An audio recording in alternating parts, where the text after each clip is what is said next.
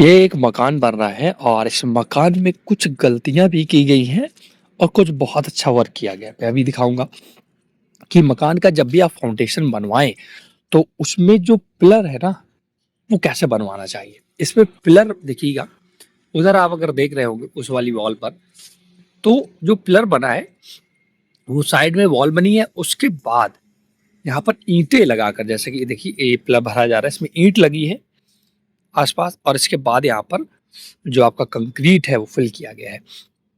तो ये इस मकान की बहुत अच्छी खूबसूरती का है, मजबूती का है, क्योंकि जब ये पिलर आप इस प्रकार का बनाते ईंट रख करके, तो आपका पिलर बहुत ही प्रॉपर जॉइंट होता है आपकी वॉल से। देखिएगा कितना अच्छे तरीके से जॉइंट हुआ है, वॉल को बहुत अच्छे से पकड़ लिया है। इधर देखिएगा, मैं दिखाता हूँ आपको, ये देखिएगा पिलर। पिलर हालांकि देख सकते हैं थोड़ा बेहतरीन तरीके से, थोड़ा ज्यादा कम ज्यादा है, बट पिलर ने बहुत अच्छे से वॉल को पकड़ लिया है, चारों तरफ से पकड़ लिया। आप जब भी फाउंडेशन बनवाए तो इस चीज का विशेष ध्यान रखिएगा कि फाउंडेशन में आप कभी फर्मा लगा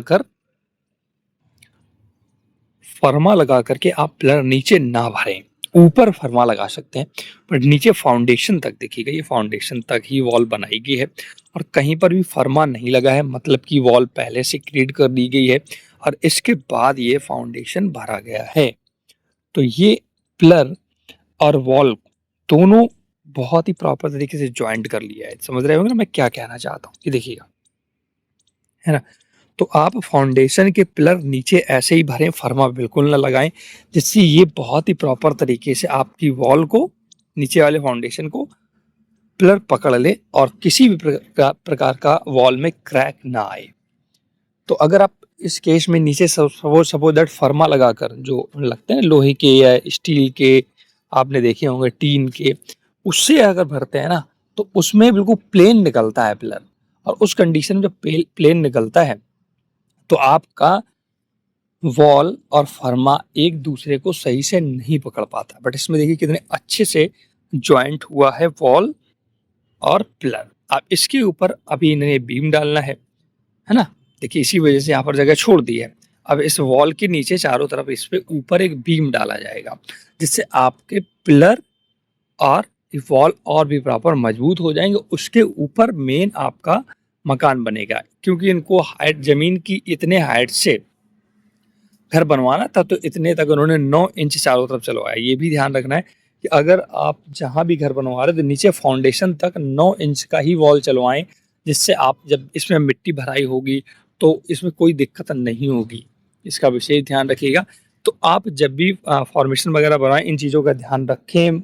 जब भी घर बनवाएं छोटी छोटी गलतियां ना करें। कम से कम 4.5 फीट के आसपास पिलर गहराई से लेकर आएं और इसके बाद उसको प्रॉपर बेस बनाएं। मैंने जैसे कि पिछले वीडियो में बताया था ऑलरेडी कि बेस कैसे बनाना होता है, नीचे चढ़ाई कैसे डालनी होती है, वो सारा ऑलरेडी बता चुका हूँ। तो इस वीडियो में यही जानकारी देना चाहता था। फिर भी अगर कोई डाउट है तो आप कमेंट सेक्शन में पूछ सकते हैं।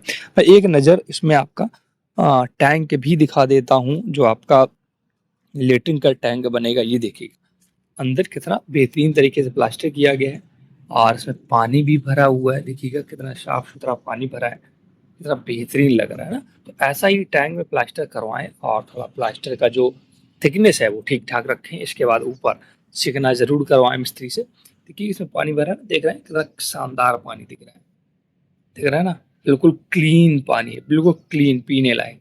तो इस प्रकार से चीज़ें बनवाएं। फाउंडेशन अगर आपका मजबूत होगा तो बिल्डिंग आप बहुत ही बेहतरीन बना पाएंगे। पैसा खर्च होता है बट नीचे थोड़ा बहुत ध्यान रखना होता है, क्योंकि मेन बेस ही आपका घर का होता है। तो चलिए, अगर आपको कोई डाउट है तो कमेंट सेक्शन में पूछेगा।